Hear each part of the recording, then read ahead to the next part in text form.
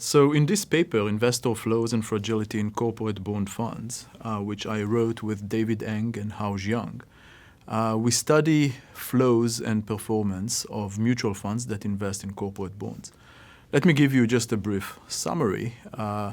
Assets of mutual funds that invest in corporate bonds have grown substantially in recent years. Following the crisis, many investors felt that they did not have many attractive investment vehicles, and a lot of money has basically flown into mutual funds that invest in corporate bonds.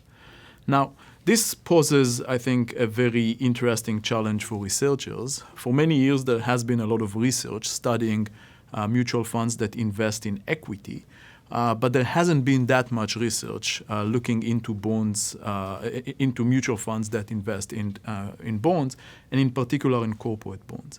Now, there is a growing concern of fragility, the possibility that a lot of this money is going to be withdrawn at the same time from many mutual funds, as a result causing effects on corporate bonds, of the prices of corporate bonds, and potentially destabilizing the market for corporate bonds and having also some real effects for the economy as a whole. As a result, there is I think, growing importance to understand the patterns of flows and performance of mutual funds that invest in corporate bonds, and this is what we do in this study. Previous research on equity mutual funds basically showed that outflows are not very sensitive to bad performance. What we show in the context of corporate bond mutual funds is that outflows are much more sensitive to bad performance. In fact, outflows are more sensitive to bad performance than inflows are to good performance, which is the complete opposite of what people tend to find in the context of equity mutual funds. In the context of fragility, this raises the concern that in case of bad performance or overall bad times, there will be massive outflows out of the corporate bond mutual funds. Now, clearly, given that this is an industry that holds about $1.7 trillion in assets, this is a reason for concern or a reason to sort of watch out and see what's going to happen in case of bad developments. I think going into this research, we didn't really know what to expect. As I mentioned, there was a lot of research on equity mutual funds, basically showing that inflows are much more sensitive to good performance than outflows are to bad performance. We did not know what to expect going into the research on corporate bond mutual funds, and we found the opposite, that outflows are much more sensitive to bad performance than inflows are to good performance. I'm not sure if I would call it a surprise, but it was a very interesting finding, I think. We think that the sensitivity of outflow to bad performance in corporate bond mutual funds is coming due to the fact that they hold illiquid assets, but at the same time, they allow people and institutions to take money out on a daily basis based on the last updated price. What we show in the research is that this sensitivity depends greatly indeed on the illiquidity of the asset. So for example, funds that hold more cash are less subject to this great sensitivity of outflows to bad performance.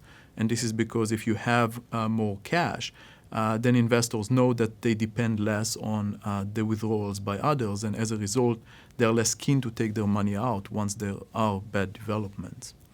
In the same vein, we basically show that the sensitivity goes up when illiquidity is greater at the macro level. And this can be measured by the VIX, for example, which is a measure of overall volatility, and other measures of aggregate illiquidity.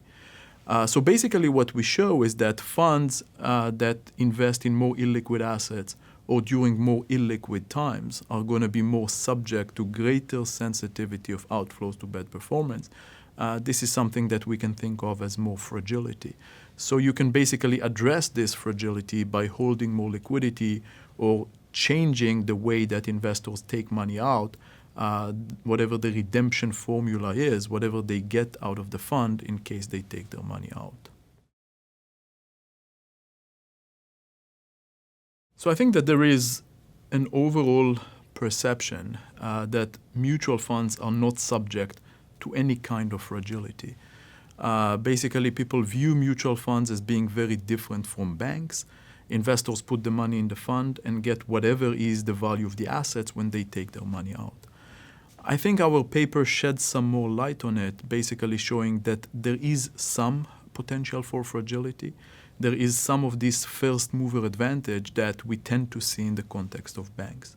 And this is because when people take their money out of the fund, they impose some negative externalities on those who stay in the fund. This is amplified by illiquidity. And as a result, you tend to see this first mover advantage amplifying the incentive of people to take their money out in case of bad performance. So this is basically the first paper that looks at the sensitivity of outflow to performance in corporate bond funds. As I said, corporate bond funds have become a very important investment vehicle in the economy in recent years. It's important to understand what causes withdrawals out of these mutual funds. And as far as I know, we are the first paper to look at that and analyze it.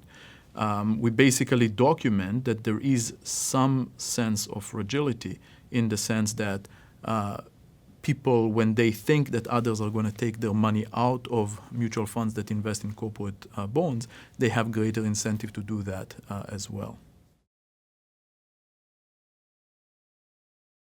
In this particular paper, we basically look at fragility at the level of the fund.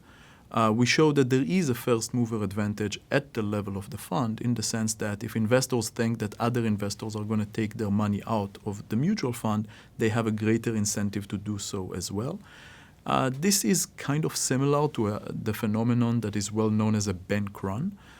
People take money out of a bank just because they expect other people will do that. We think something kind of similar, maybe weaker, happens in the context of mutual funds, in particular those that invest in corporate bonds, because corporate bonds tend to be very illiquid, so this force is going to be stronger. I think going further, one wants to look more at systemic implications, the extent to which this puts the economy as a whole or the market as a whole in a tough position, in a risky position. And this will be particularly important for policy implications. So far, as I mentioned, we only look at it at the level of the fund, and we think there is this force, the first mover advantage, at the level of the fund itself. But policy intervention will only be required in case this also poses externalities on the rest of the economy, externalities that fund managers themselves are not going to internalize and are not going to address.